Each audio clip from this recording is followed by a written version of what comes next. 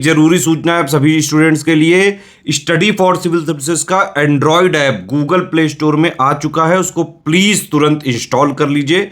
और अगर आप स्टडी फॉर सिविल सर्विसेज के सिर्फ ऐप से कोई भी कोर्स, कोई भी पीडीएफ परचेस करते हैं तो उसमें अप्लाई कूपन, अगर आप ज्ञान सर जो है आप उसमें अप्लाई करते हैं, ये कूपन कोड है, तो उसमें 20% फीस तुरंत माफ हो जाएगी, मतलब 20% डिस्काउंट तुरंत उसमें लग जाएगा।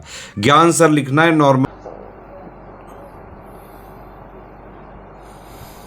नमस्कार साथियों, स्वागत है आप सभी का स्टडी फॉर सिविल सर्विसेज में। जो टॉपिक हमारा चल रहा था उसी को आज हम आगे बढ़ाएंगे और टॉपिक हमारा चल रहा था पारिस्थितिकी पिरामिड। ठीक है, कल की क्लास में मैंने आपको बताया था कि पारिस्थितिकी पिरामिड कितने टाइप के होते हैं और उसमें से एक टाइप हमने पढ़ लिया था जो कि था जीव संख्या पिरामिड।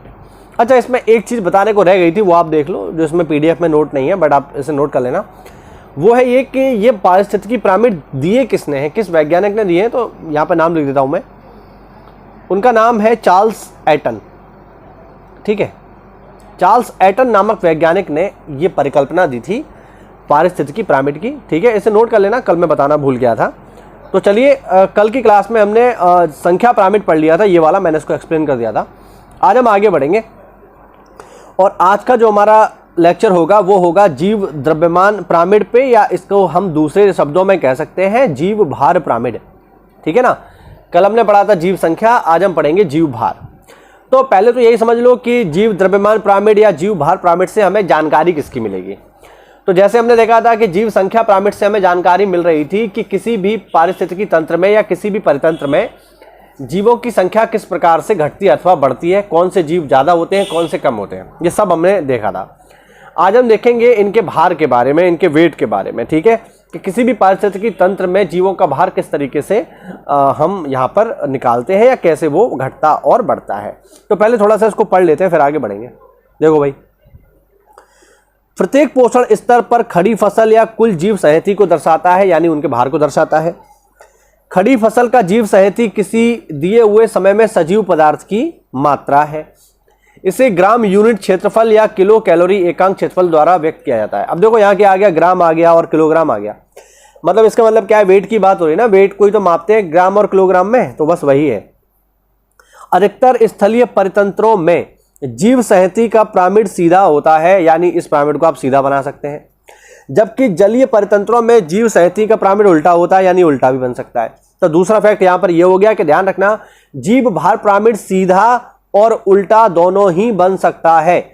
जैसा कि हमने देखा था जीव संख्या पिरामिड सीधा और उल्टा दोनों बनते हैं, उसी प्रकार से जीव भार पिरामिड भी सीधा भी बन सकता है, उल्टा भी बन सकता है। ये बात पेपर में सीधे सीधे पूछ ली जाती है, इनमें से कौन सा पिरामिड सीधा उल्टा दोनों बन सकते हैं या कौन सा पिरामिड केवल सीधा बन सकता है। तो ये आपको ध्यान रखना है। ठीक है, अब एग्जाम्पल दिए हैं। उदाहरण के लिए तालाब में पादप प्लवक मुख्य उत्पादक है। इनका जीवन चक्र बहुत छोटा होता है और बहुत तेजी से नए पौधे इनकी जगह ले लेते हैं। अतः किसी दिए हुए समय में कुल जीव सहिती इन पर आश्रित शाकाहारी जंतुओं की तुलना में बहुत कम होती है। ठीक है, अब यहाँ पर देखो, इसको आप देख लो। जैसे हम एक सीधा पिरामिड बनाएंगे, एक उल्टा पिरामिड बनाएंगे यहाँ पे, और उससे जो है हम इसको समझने का प्रयास करेंगे। ठीक है, इस पिरामिड से देखो हमें पता क्या चलेगा, ये देख लो।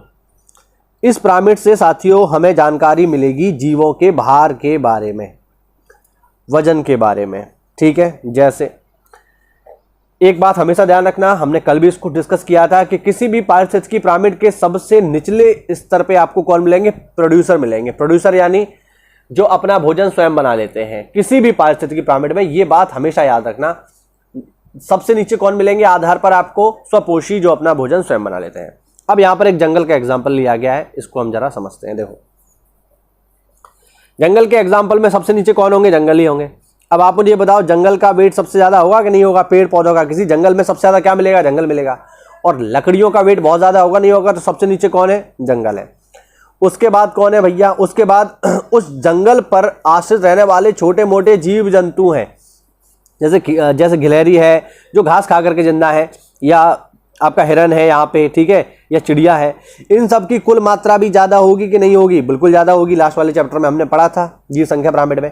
तो इनका टोटल वेट जो होगा वो इससे तो कम होगा, लेकिन ऊपर वाले से ज्यादा होगा। दूसरा अगर हम देखें तो इसमें आते हैं सेकेंडरी कंज्यूमर, जैसे आपका जैसे छोटे मोटे जो कीट पतंगे खाने वाले जीव है, जैसे मेढक हो गया या आपकी लोमड़ी हो गई, है ना, इनकी संख्या इनसे कम होगी तो इनका वजन भी, इनका भार भी कम होगा।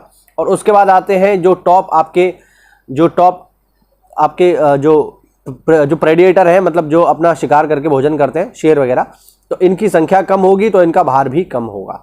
यानी इस प्राइमेट से हम सीधे सीधे ये कह सकते हैं कि यहाँ पर आप इसको देख करके बता सकते हो कि इनका वजन सबसे ज़्यादा है। और जो टॉप प्रेडिएटर है, जैसे शेर है, भालू है, अब मैंने कल भी आपको बताया था कि किसी भी जंगल में जो टॉप प्रेडिएटर होते हैं इनकी संख्या सबसे कम होती है, यानी शेरों की संख्या सबसे कम होगी। अब शेरों की संख्या जब सबसे कम है किसी जंगल में तो उनका वजन आप निकालोगे टोटल का तो वो कम निकलेगा। उनके वजन की तुलना में अगर आप हिरणों को देखोगे तो हिरन बहुत ज़्यादा है, और हिरणों को इकट्ठा करके अगर आप उनका वेट निकालोगे तो शेरों से कहीं ज़्यादा निकलेगा। तो वही तो है यहाँ पे, देखो हिरणों का अगर कुल हिरणों का वेट निकालोगे तो ज़्यादा निकलेगा, और शेरों या भालुओं का वेट निकालोगे तो वो कम निकलेगा। इसीलिए भालू ऊपर है और ये हिरन ज़्यादा बड़े एरिया को कवर कर रहा है, मतलब इनका वेट ज़्यादा होगा और इनका वेट कम होगा। ये तो बात हुई जंगल की, ठीक है। अब हम देखते हैं एक तालाब को। एक तालाब में देखते हैं साहब, अब इस पिरामिड को हम जस्ट उल्टा कर देंगे। तालाब में अगर आप देखोगे तो तालाब में सबसे नीचे कौन मिलेंगे, मैंने पहले ही आपको बताया, स्वपोषी मिलेंगे जो अपना भोजन स्वयं बना लेते हैं। तो यहां पर कौन है सबसे नीचे, ये हो गए फाइकोप्लैंक्टन। फाइकोप्लैंक्टन कौन है भैया, फाइकोप्लैंक्टन वो पानी में रहने वाले छोटे छोटे जीव हैं या वे छोटे पेड़ पौधे हैं जो अपना भोजन स्वयं बना लेते हैं। उनको कौन खा रहे हैं, उनको खाने वाले हैं साथियों छोटे छोटे कीट पतंगे, इन्हें बोलते हैं जूप्लैंक्टन। अब ये जो फाइकोप्लैंक्टन है ये बहुत ना के बराबर इनका वजन होता है, बहुत ना के बराबर। तो देखो इनका वजन कम है तो सबसे नीचे है, सबसे छोटा एरिया ले रहे हैं। इनको खाने वाले जो कीट पतंगे हैं साथियों, उनकी संख्या जो है वो भले कम हो, लेकिन अगर उनका टोटल वेट निकालोगे तो वो ज़्यादा निकलेगा, तो ये बड़े एरिया में आ रहे हैं। फिर इनको कौन खा रही हैं, इनको खा रही हैं क्या, छोटी छोटी मछलियाँ। तो छोटी मछलियाँ संख्या में ज़्यादा हैं, मतलब सॉरी, छोटी मछलियाँ भले संख्या में कम हो, लेकिन अगर आप इनका वेट निकालोगे तो इन कीड़ मकोड़ों से इनका वेट जो है ज़्यादा निकलेगा, तो ऊपर आ गई। और सबसे ऊपर कौन मिलेंगी, सबसे ऊपर मिलेंगे आपको बड़ी मछलियाँ। बड़ी मछलियाँ भले संख्या में कम हो, लेकिन जब आप इनका वजन निकालोगे तो ये वजन में ज़्यादा होंगी। जैसे शार्क है, वेल है। अब आप सोचो वेल का वजन जो है वो करीब करीब 50 हाथियों के बराबर होता है। अब इसी से आप अंदाज़ा लगा लो कि कितना ज़्यादा जो है वजन अपने ऊपर वो रखे हुए हैं या कितना ज़्यादा वजन उसमें है। तो बिल्कुल आप देख सकते हैं कि एक हाइड्रोस्फीयर में यहाँ पर ये वजन को इंडिकेट कर रहे हैं। इससे हम बहुत ही आसानी से समझ सकते हैं कि किसी भी पारिस्थितिकी तंत्र में जीव भार पिरामिड या जीव द्रव्यमान पिरामिड जो है वो सीधा और उल्टा दोनों ही तरीके से बन सकते हैं। एक तालाब में या समुद्र में ये जो है ये बनेगा उल्टा, और एक जंगल में ये बन जाएगा साथियों सीधा।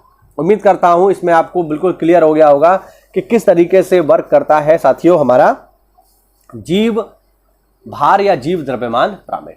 ठीक है, तो अगर आपको वीडियो अच्छा लगा हो तो वीडियो को लाइक करिए साथियों, और अगर आप चैनल पर पहली बार आए हैं तो चैनल को सब्सक्राइब करिए।